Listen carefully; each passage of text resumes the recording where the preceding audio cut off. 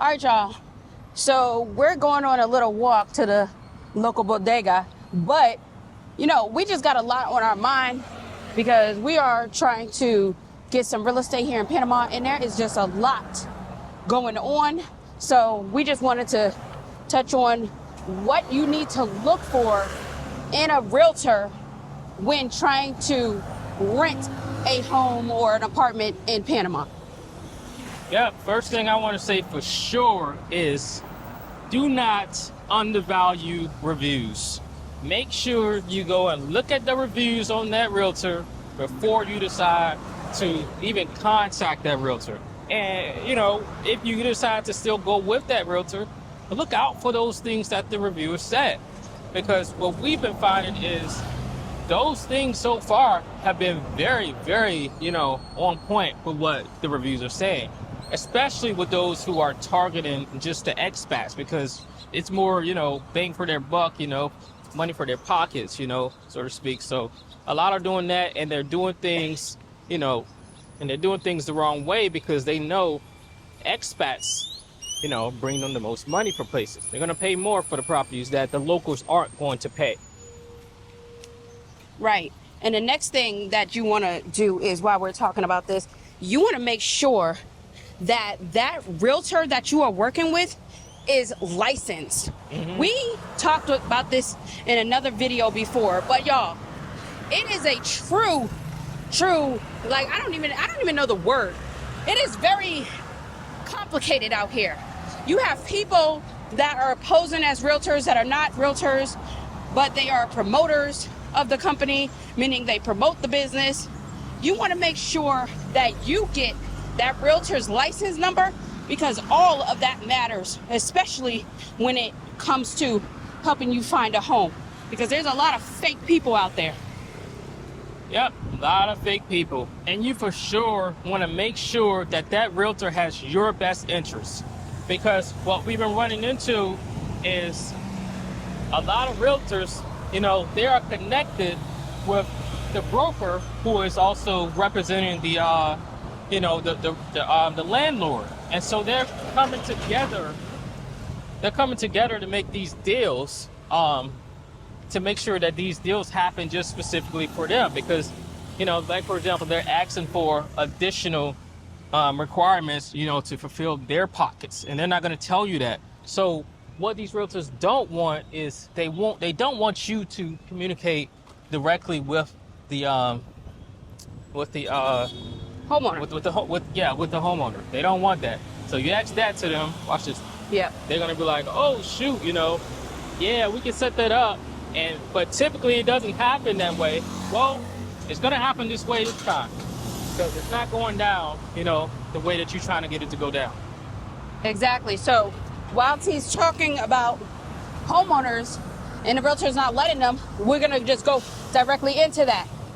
If the realtor is not willing to let you talk to that homeowner, that is not the realtor for you, because they are gatekeeping some information. That relationship with the homeowner is very, very valuable once that realtor leaves the situation, because they are going to leave the situation. This is just a transactional relationship, but you have to deal with that homeowner from here on out. So it is very important. Get on a Zoom call, do something. Don't make a realtor let you think that, oh, well, no, the homeowner is untouchable. I mean, there are very valuable questions that you have to ask the homeowner. The realtor don't know. They're just showing it. It could be something wrong with the plumbing. It could be something wrong with the HVAC. It could be something wrong with anything. You want to understand what you're about to get into before you sign. Yeah, and look, do not pay 12 months in advance. Don't do that. Don't do it, because they're going to ask for it, and they're going to make it sweet because you can pay with your credit card. So, oh, wow, I can get points, but do not fall into that trap and pay the entire lease off because, oh, you don't have a bank account established here and you don't have any rental income established here, because that's what they like to try to counter with. But the problem is you go ahead and give up, 12 months in advance, then what happens from there is that now you're in a position where, if something happens, you do really think they're gonna care to fix it when they've already paid? I mean, you've already basically gave up, the full amount. They don't care, after that. They're just already locked and loaded. They just care about the money. They're good to go. You've already paid us. So, that's how that goes. Exactly. And another thing, when it comes to deal structuring, okay? Now, as you know, if you've been following T&I, we're really heavy in the real estate game, especially as real estate investors ourselves. They will tell you that Panama does things a little differently. Yes, while they do. At the end of the day, business is business. Business is business. And you have to understand that. They will make it seem like, well, this is the Panamanian way, and this is the Panamanian this and that and that.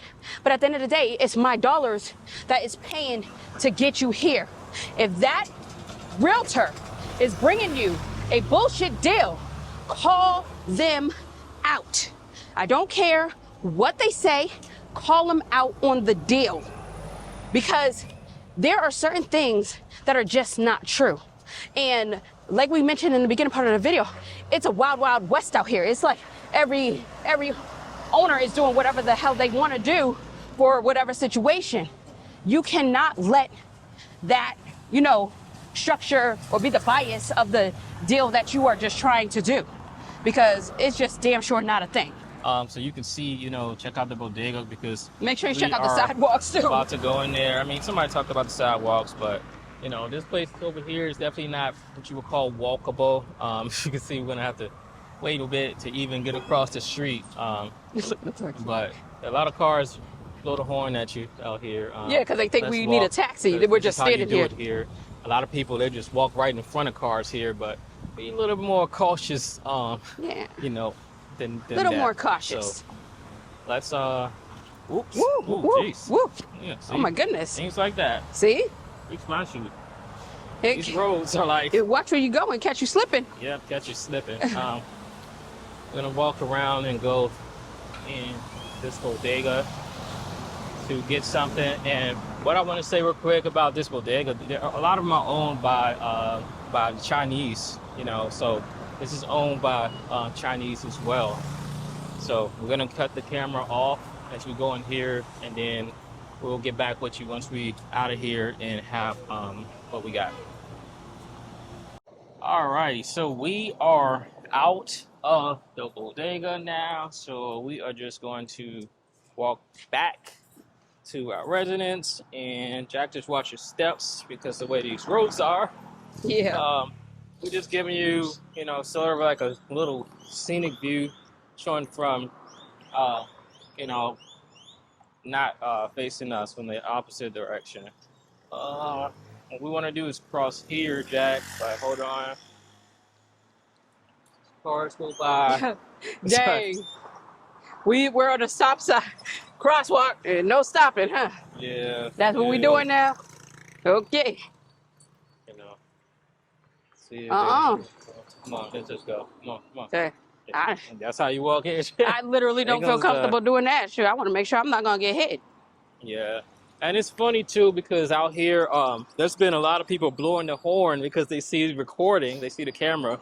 I seen one guy, he was blowing the horn and smiling and waving. So, I guess he was like, "Oh shoot, some YouTubers. Wow, must have making somebody's day out here." Yeah, we're just heading back, but let's get back into some stuff about, the real estate. Okay, so where did we leave off? Advocacy. Okay, so we left off at advocating, making sure that your realtor will be able to advocate for you. Also, let's talk about the curated, Instagrammable, Pinterest experience that we see so much. Okay, so we have noticed that even when working with realtors, they usually tend to send foreigners to one Did you get the chickens? Oh no, I didn't get it. Yeah, get the chickens. Where are they? You gotta be careful because these chickens will attack you. I don't see them. You don't see one of them right there, the baby? No, I really don't. Okay, walk up. You'll see. Okay. Oh, I see them. Right there. Yep. So back to that. make sure they are showing you the entire neighborhood, okay? And make sure you don't let them make you feel pigeonholed to go into one specific location. Because as I mentioned, there are many, many places, even off the rip, when working with realtors, they automatically think that just because we're expats, we want to be around other expats. It's a common thing here because usually that's the case. And we have said on numerous occasions that we personally do not want to do that. We want to truly get the Panamanian feel and the lay of the land. So if they're not willing to show you things beyond what is being shown on these social media sites, then maybe you need a new realtor. Yeah, here's my thing. I don't want nobody to take this the wrong way. But when foreigners come over to the U.S., they don't go to just a specific community. You know, they integrate exactly where exactly, you are. You know, like, for example, we have a neighbor, and she's been there since 2019, and she doesn't speak a lick. I mean, absolutely a lick of English. So she also runs a daycare, and you're not supposed to have a daycare over there because the HOA bylaws say there you cannot do that. But the thing about it is nobody has reported her because we don't get down like that. You trying to make your money.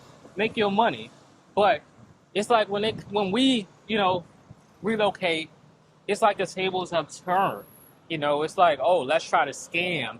They got money. And like I said, we don't do that to foreigners, in the U.S.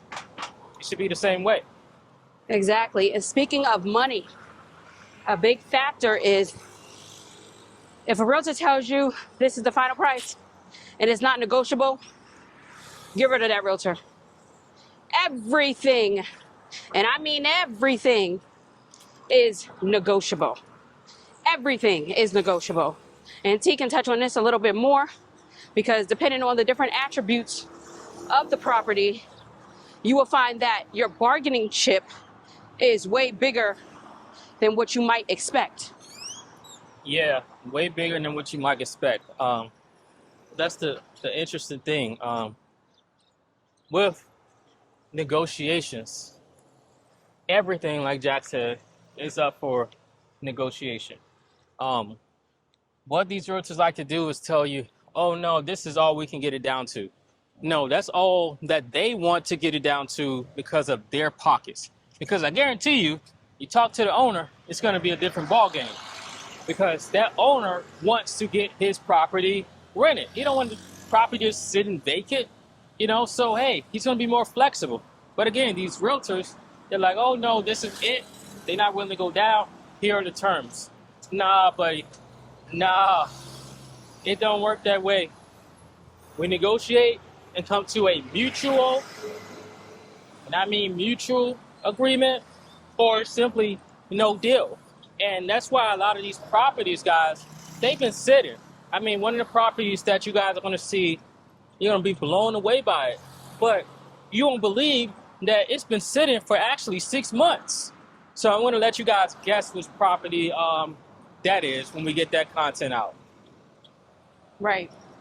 And also, yeah, there's a lot of like pit stops and pit holes on this walk, but we just wanted to give you where we're walking at.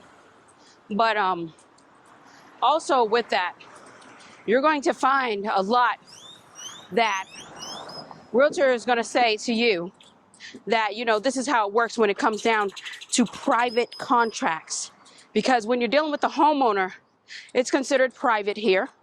However, and they're going to tell you that the homeowner is in control of the contract. But as T just mentioned, you want to be a savvy buyer, renter, whatever. Sure. Oh, I am. You gotta... I am. Yeah. You want to be a savvy buyer, renter, or whatever. Because this is exactly how... Stop. Yep, I got it. This is exactly how you will get taken advantage of.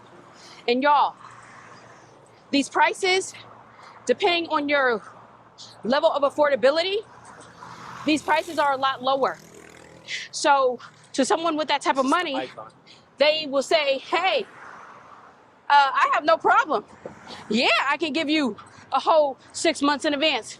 Oh yeah, I can give you a whole year in advance. You don't want to do that. That is not something that you want to do. Put aside on this. Because So, real quick, this is a busy bee, and we have these all over in the U.S. This is a busy bee daycare that they are opening. It's not officially open yet, but they are working on opening this. Just wanted to get that out here while we're here. Yep. So yeah, you want to make sure you negotiate everything, because you're messing it up for everybody. Not only are you messing it up for other expats, but you're messing it up for the local economy. And we can go into a whole nother video about that, because that's not what this is about. But Steve? That's all I got for this one. I think that's, just about wraps it up, Jack. Yeah, that about wraps it up. We're back at, I guess, the property, and took y'all on a walk, talked to y'all about the do's and don'ts, what to watch out for. Hope you enjoyed it. And until next time, you guys, peace out, because we hot. Yep, see ya.